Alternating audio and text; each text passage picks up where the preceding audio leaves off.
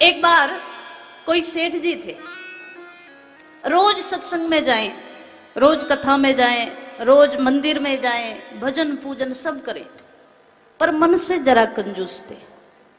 बहुत सारे लोग हैं, कथा में आते पर कथा उनमें नहीं बैठ पाते। तो सेठ जी जितना धार्मिक कार्य में सब करें, पर मन से कंजूस, किसी को कुछ देने के नाम हाथ आगे नहीं बढ़ता। एक दिन कोई दुकान थी, दुकान पर एक दिन बेटे को बिठाया और बेटे को बिठा करके कहा कि ध्यान से देखना, 1 घंटे के लिए मुझे कहीं जाना है। बच्चे ने कहा ठीक है, विशेष रूप से कहकर गए किसी को कुछ दे मत देना। बच्चे ने कहा चिंता मत करो, आप जाओ, मैं देखूंगा।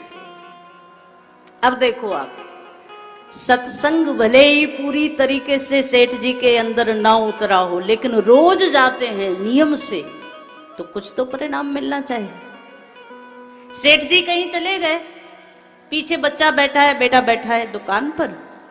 एक साधु आए। साधु का नियम था 2-4 घरों से कुछ अन्न मांग लेते थे। किसी के घर से आटा मांग लिया, किसी के घर से दाल मांग ली, किसी के घर से नमक मांग लिया, और एक जगह पका करके भगवान को भोग लगा करके पा लेते थे।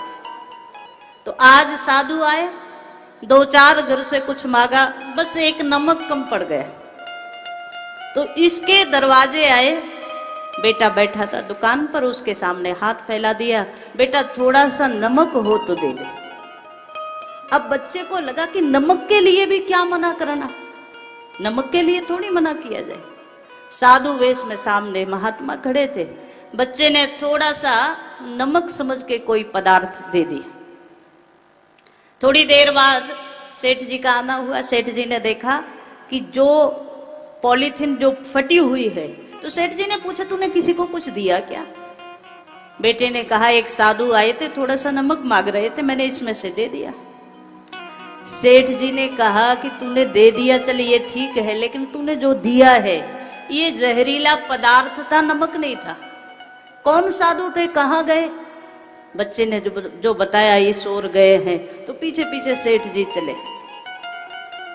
रोज सत्संग में जाते हैं तो मन में ये व्याकुलता हो गई कि मेरे दिए हुए उस जहरीले पदार्थ से मेरे बच्चे ने जो दिया, कहीं साधु का अंत ना हो जाए, महापाप लग जाएगा। दौड़ते हुए आए, यहाँ साधु ने भोजन बनाया, और साधु ने भोजन बना करके पहले भगवान को पवाया, प्रसाद लगाया, भोग लगाया। ब्रह्मार्पण ब्रह्म हविः ब्रह्माग्नो ब्रह्मणा होता। साधु और संसारी में इतना ही अंतर है। संसारी अपने पेट के लिए पकाता है, साधु परमात्मा के लिए पकाता है। वो पहले भगवान को चढ़ाता है, भगवान को भोग लगा करके प्रसाद रूप में पाता है। संसारी आज मुझे ये खाना है इस भाव से बनाता है, साधु मेरे परमात्मा को क्या खाना है उस भाव से बनाता है। मिलेगा तो वहां भी प्रसाद, पेट तो वहां भी भरेगा, पर दोनों में अंतर समझ आया आपको? जो संसारी भगवान को प्रसाद लगाए बिना पा लेते हैं, ऐसे संसारी जो अन्न खा रहे हैं, गीता में भगवान कहते हैं वो पाप ही खा रहे हैं, अन्न नहीं खा रहे हैं। क्यों? जिसने भगवान को भोग नहीं लगाया और स्वयं पा लिया, वो अन्न पाप स्वरूप है, वो अन्न रोग पैदा करने वाला है, वो अन्न आपके मन को दूषित करने वाला है। पहले भगवान को प्रसाद लगा करके पाओगे, तो प्रसाद रूप में पाओगे ना, तो मन को भी शांति मिलेगी और तन को तृप्ति मिलेगी। तो चिंतन आया, साधु ने प्रसाद लगाया, और प्रसाद लगा करके पहला ग्रास तोड़ करके मुख में ले जाने लगे। जैसे ही मुख तक ले जाने लगे, इतने में सेठ जी आए, हाथ पकड़ लिया, महात्मा आपको ये प्रसाद नहीं पाना। महात्मा ने देखा आप कौन? सेठ जी ने अपना परिचय दिया, आप जिसकी दुकान से नमक लेकर के आए थे, मैं उसका मालिक सेठ हूं। क्या हुआ? तो सारी घटना बताई। मेरे बच्चे ने आपको जो नमक समझ करके दे दिया ना, वो नमक नहीं है, वो जहर है। आप इस भोजन को मत कीजिए। और पता है संत का उत्तर क्या था? संत ने कहा, सेठ जी आपने आने में देर कर दी। मैं जिसका भोग अपने आराध्य को लगा चुका, मैं जिसका भोग अपने परमात्मा को लगा चुका, अब आप कहते हैं वो जहर है तो जहर भी मैं पाऊंगा, क्योंकि मेरे भगवान ने पा लिया, मैं इसे भी छोड़ नहीं सकता। अब ये प्रसाद है, प्रसाद का अनादर करना ये साधुता नहीं है। सेठ जी ने बड़ा रोका पर साधु नहीं माने, भोजन कर लिया। अब सेठ जी तो राम राम कृष्ण कृष्ण कहते हुए साधु के सामने ही बैठ गए कि ये पाप तो हो गया, कहीं महात्मा का स्वास्थ्य बिगड़े, कभी कुछ हो तो इनको लेकर के जाऊं, तो यहीं बैठ गए। पूरी रात्रि बैठे गए, भगवान को याद करते रहे, महाराज गलत तो हो गया लेकिन आप कृपा कर देना, एक संत की मृत्यु का महा अपराध मुझे ना लग जाए, महापाप मुझे ना लग जाए। रात्रि व्यतीत हुई, साधु सुबह प्रातः काल उठे। सेठ जी ने पूछा आप ठीक हैं? साधु ने कहा मैं ठीक हूं।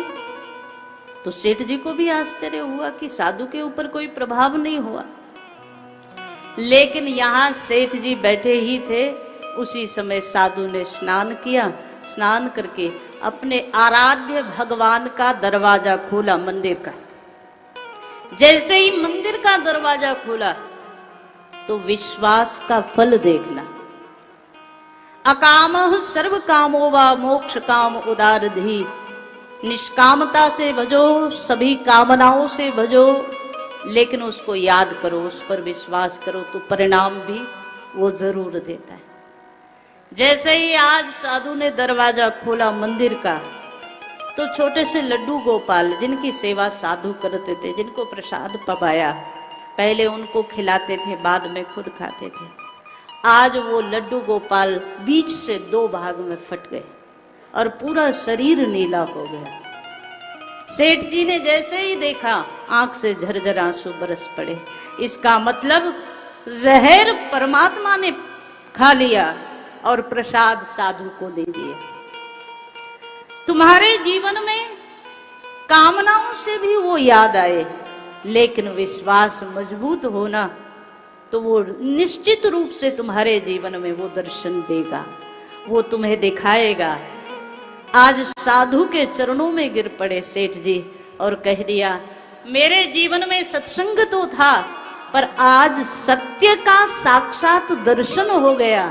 आज मुझे लग रहा है सत्संग मेरे जीवन में उतर गया सही अर्थ में। मैंने आज तक सत्संग तो किया पर उसे जीवन में नहीं उतारा था, आज मैंने भगवत कृपा का अनुभव कर लिया।